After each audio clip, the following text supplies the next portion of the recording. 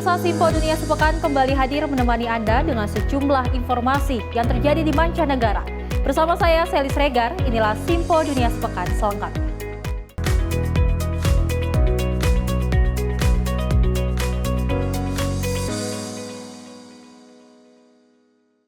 Dan kita awali informasinya pemirsa di mana sebuah perusahaan swasta Nigeria belum lama ini memperkenalkan armada taksi online dengan sekitar 200 kendaraan listrik. Menurut perusahaan ini, armada taksi mobil listrik merupakan langkah menuju masa depan yang lebih ramah lingkungan. Chidi Eka mengawasi operasi di cabang Abuja dari Enviable Transport, sebuah perusahaan yang mengoperasikan kendaraan listrik atau EV. Perusahaannya telah meluncurkan mobil listrik untuk digunakan di Abuja dan kota-kota lainnya.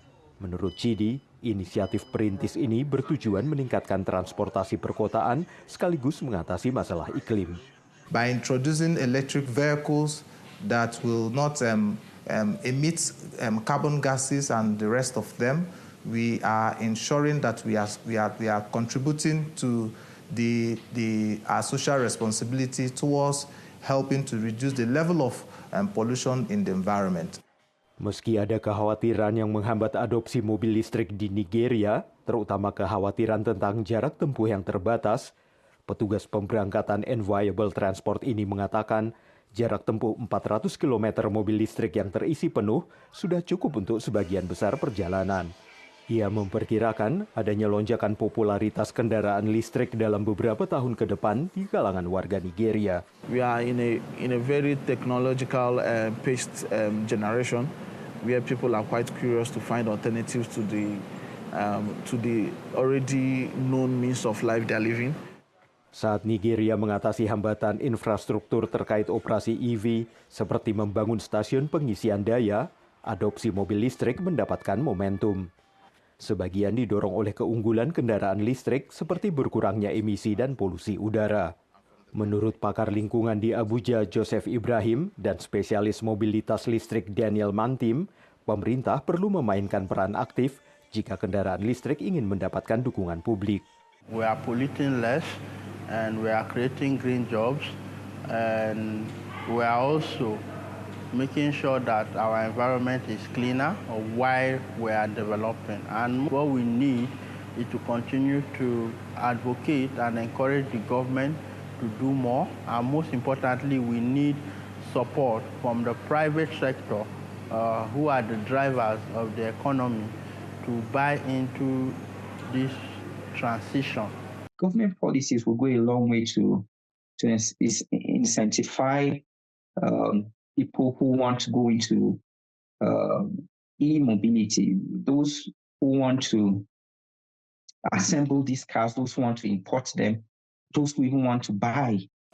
Sebagai penanda tangan perjanjian Paris, Nigeria bertujuan mencapai emisi nol pada tahun 2060 dengan rencana transisi energi 2021 menunjukkan kesiapan mengeksplorasi solusi energi yang lebih bersih.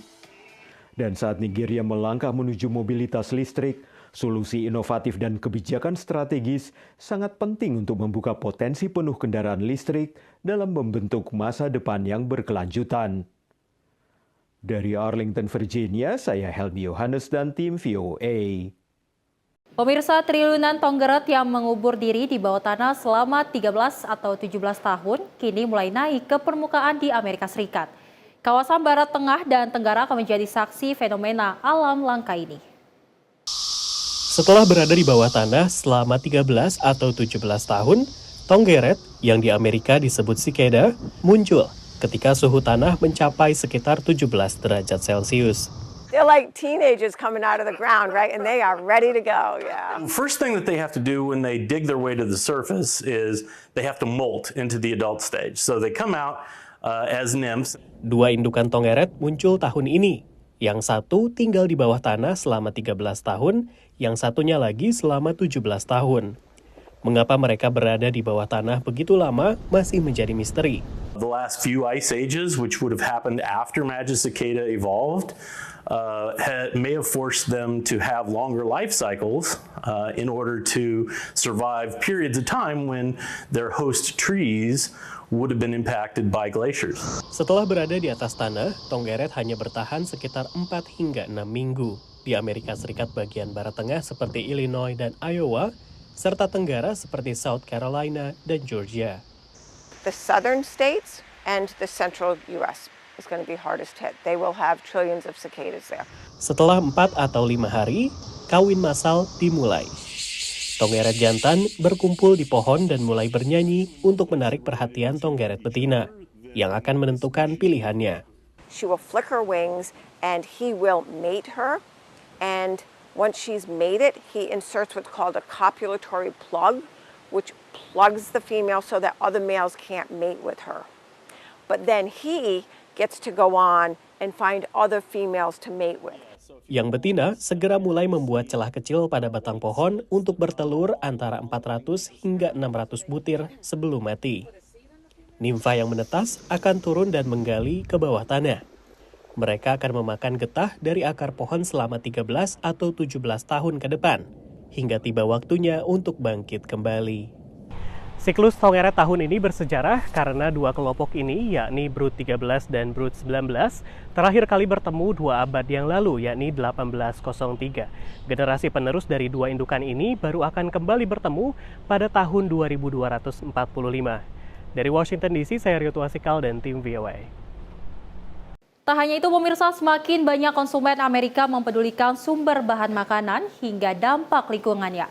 Perdebatan kini terjadi antara penggalak cocok tanam konvensional dengan penggiat inovasi kebun vertikal dalam ruangan, termasuk mengenai mana yang memiliki jejak karbon lebih besar. Eden Green Technology adalah salah satu pemain relatif baru dalam perkebunan alternatif. Perusahaan ini menanam sayur mayur secara vertikal dengan sistem hidroponik dan pencahayaan artifisial. Tak seperti perkebunan konvensional, metode berkebun seperti ini tak bergantung pada cuaca dan musim. We try to use every part of nature and the environment outside that we can to our benefit, but by also giving these plants the optimal grow environment 24/7, 365 days a year.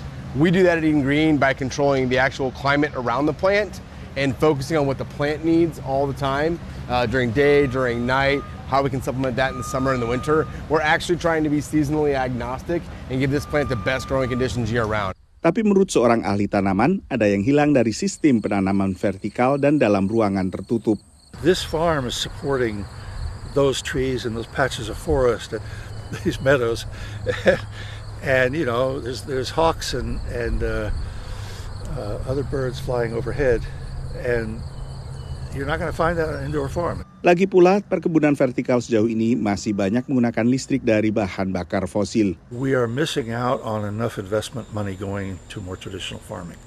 There's a huge opportunity to invest in traditional farming to increase productivity, reduce the carbon footprint of farming, increase the nutritional quality. That's the kind of investment that we should be looking to, is practical solutions to the problems of real farming, not sort of making up some new kind of farming. Tapi menurut pelaku perkebunan vertikal, cara berkebun seperti ini nantinya bakal bisa beralih ke sumber energi terbarukan. Sementara metode ini juga tak banyak menggunakan lahan dan bisa memaksimalkan setiap meter persegi.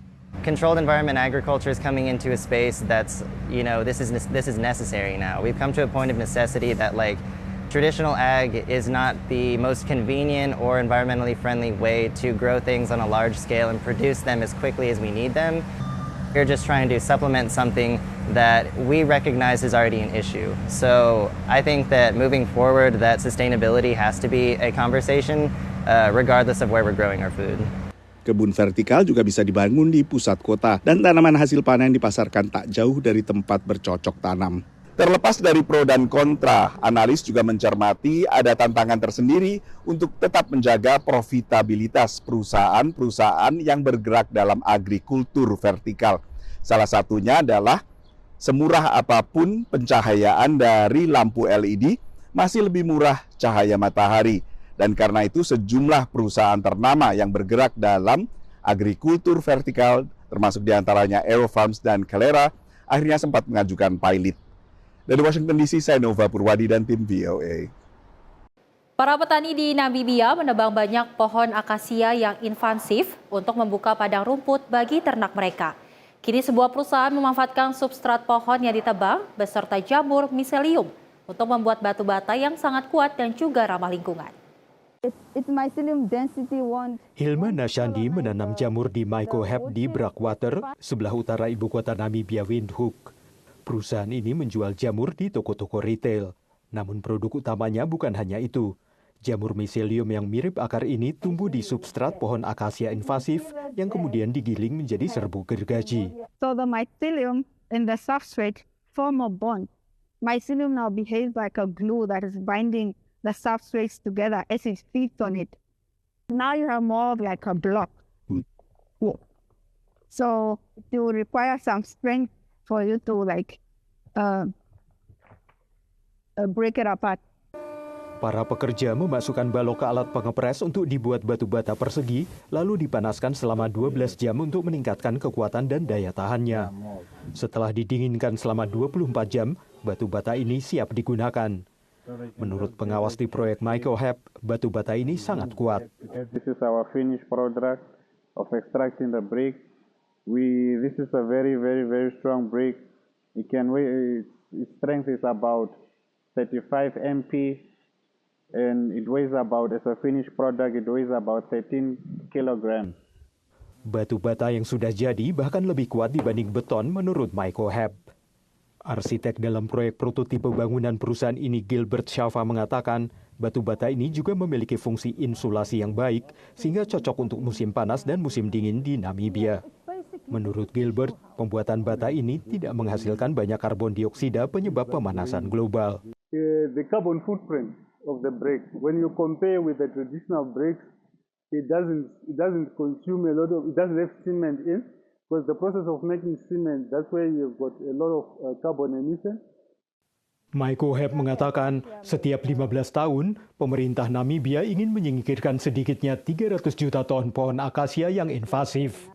Menurut perusahaan ini, mereka dapat mengubah pohon-pohon itu menjadi batu bata untuk membantu memenuhi kebutuhan perumahan di Namibia. Dari Arlington, Virginia, saya Helmi Yohanes dan tim VOA.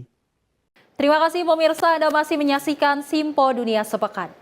Sekretaris Jenderal NATO Mark Rutte mengumumkan aliansi ini sedang melakukan aksi tanggap secara akurat terhadap gangguan kabel data antara Latvia dan juga Swedia. Menurutnya kehadiran Rusia di momen ini turut mengancam stabilitas negara tersebut. Sekretaris Jenderal NATO Mark Rutte menyebut Rusia mencoba melakukan serangan kekacauan bagi negara-negara di organisasi NATO. Adapun dalam hal ini, Mark menegaskan NATO melakukan serangkaian tanggapan yang akurat dan juga cepat. Adapun langkah cepat ini dilakukan NATO menyusul kerusakan gangguan kabel data yang terjadi di Laut Baltik antara Swedia dan Latvia. Today we discussed the security situation in Europe. Russia is trying to destabilize our countries and is challenging the resilience of our societies, with acts ranging from assassination attempts to cyber attacks to sabotage. Dari Jakarta, tim redaksi Simpo TV. Pemirsa, baru-baru ini aplikasi kecerdasan buatan asal Cina bernama DeepSeek mulai dibicarakan di berbagai jagat maya di seluruh dunia. Adapun dengan penemuan ini, pendiri aplikasi tersebut menghadap Perdana Menteri Cina untuk penguatan ke depannya. Melalui rekaman arsip yang terekam pada 10 hari lalu, tepatnya 20 Januari 2025, menunjukkan adanya pertemuan pendiri AI DeepSeek, Liang Wenfeng, dengan Perdana Menteri China pada hari revolusi kecerdasan yang diluncurkan. Aplikasi kecerdasan buatan ini diatur untuk menantang para pemain besar di skala kecerdasan buatan yang menyebabkan polemik bagi produsen chip usai AI ini hanya membutuhkan biaya yang lebih murah daripada produk Amerika. Dari Jakarta, tim redaksi Simpo TV. Dan dari Sekretaris Pers Gedung Putih Amerika Serikat memastikan pasokan air telah kembali di negara bagian California, mengingat kekeringan yang sedang terjadi di negara bagian tersebut. Adapun peran militer terhadap kehancuran yang disebabkan kebakaran beberapa waktu lalu terus digiatkan. Sekretaris Gedung Putih Caroline Leavitt mengatakan air telah kembali di California untuk melawan bencana kebakaran parah yang terjadi beberapa waktu lalu. Hal ini terjadi usai Presiden terpilih Donald Trump meninjau Pacific Palisades. The water has been turned back on in California, and this comes just days after President Trump visited Pacific Palisades, and as you all saw, applied tremendous pressure on state and local officials in Pacific Palisades, including Los Angeles Mayor Karen Bass, to turn on the water and to direct that water to places in the south and in the middle of the state that have been incredibly dry, which has led to the rapid expansion of these fires. Dari Jakarta, tim redaksi Simpo TV. Informasi tadi pemirsa sebagai penutup jumpa kita kali ini dalam Simpo Dunia Sepekan. Saya Selis Regar mewakili kru yang bertugas pamit undur diri. Terima kasih dan sampai jumpa.